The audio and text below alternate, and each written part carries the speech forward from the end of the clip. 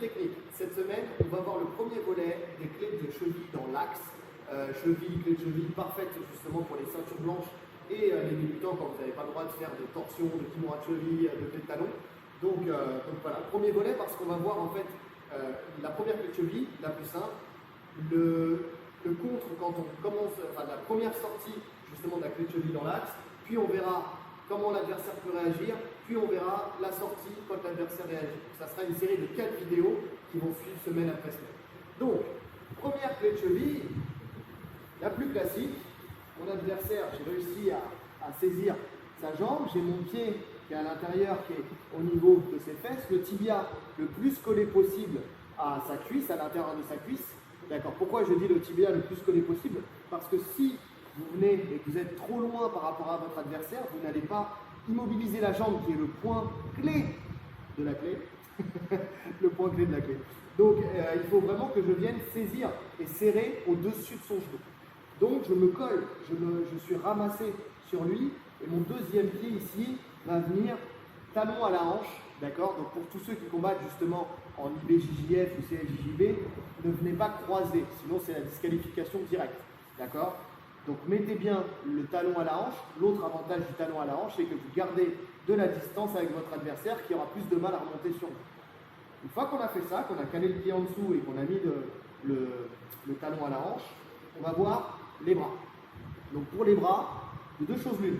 Soit je viens au niveau du tendon d'Achille, donc très bas, d'accord. Ça c'est si mon adversaire en plus il remonte ses orteils, que je viens avec mon aisselle justement tendre son pied pour attaquer avec le tranchant de mon avant-bras très bas sur lui, ou alors je vais juste fermer mon coude et venir en diagonale sur sa cheville, en tout cas sur le bas de son mollet, pour agrandir la zone de dégâts et donc travailler et être beaucoup moins impacté justement par les orteils relevés de mon adversaire.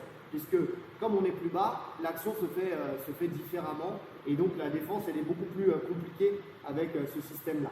D'accord. La deuxième des choses importantes quand je viens, ça va être de rentrer ma main à plat le plus haut possible. Je viens chercher mon bec le plus haut possible pour verrouiller un maximum. Les erreurs communes de la clé de cheville, c'est la main qui va glisser au niveau du ventre quand on va attaquer. Donc là, la tension elle est beaucoup moins forte. Ou alors les doigts qui vont tourner comme ça vers le ciel.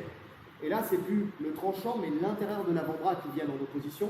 Et donc, on n'est plus partie dure sur partie molle, mais bien partie molle sur partie molle. Donc, il y a beaucoup moins, il n'y a même plus du tout de tension sur la cheville. Donc, une fois qu'on a compris tout ça, j'ai enroulé la cheville, j'ai le talon au niveau de la hanche, je viens bien fortement verrouiller mes genoux. Donc, il faut vraiment que je fixe bien sa jambe. D'accord?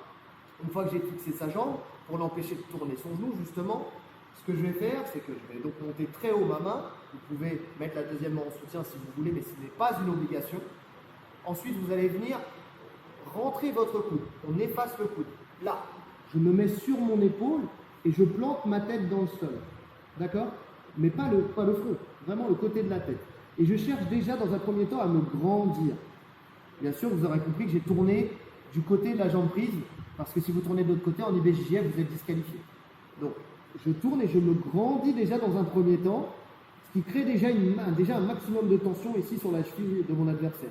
Maintenant, j'aurai plus qu'à pousser avec mes hanches et accompagner le mouvement avec ma tête ici en arc de cercle pour faire taper l'adversaire. C'est très très efficace, d'accord?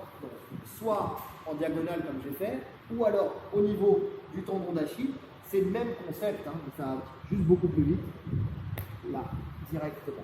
Donc, je vais le faire sans tenir la cheville pour vous expliquer le concept. Je rentre mon coude à l'intérieur, d'accord? J'ai le maximum de tension.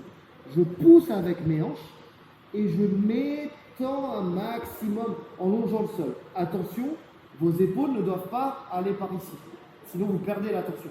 Il faut vraiment que votre épaule soit toujours orientée vers le sol et vous venez pousser avec les hanches en remontant votre tête ici, en longeant le sol en arc de cercle. Dernière fois, j'ai le pied coincé, je mets le talon à la hanche, je verrouille bien, je me mets en diagonale, j'efface mon coude et là, je plante ma tête dans le sol, je m'étends je m'étends et je ponte. Ok? Là, la clé de cheville, elle passe directement. Ok à vous?